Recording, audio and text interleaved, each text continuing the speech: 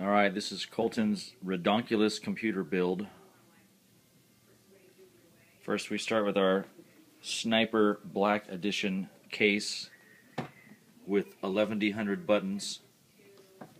And then we're going with the Gigabyte Z77X UD3H unlocked, ultra durable. For cooling, we've got this for power, we got the ridiculous Corsair HX750.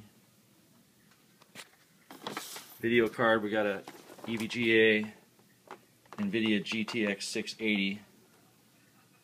Oh my goodness. That was just a box.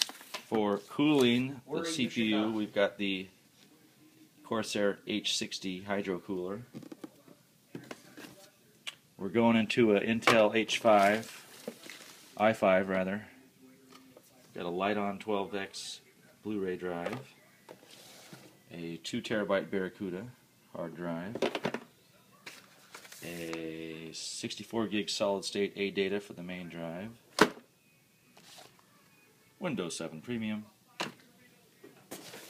and a big old 23-inch Acer monitor.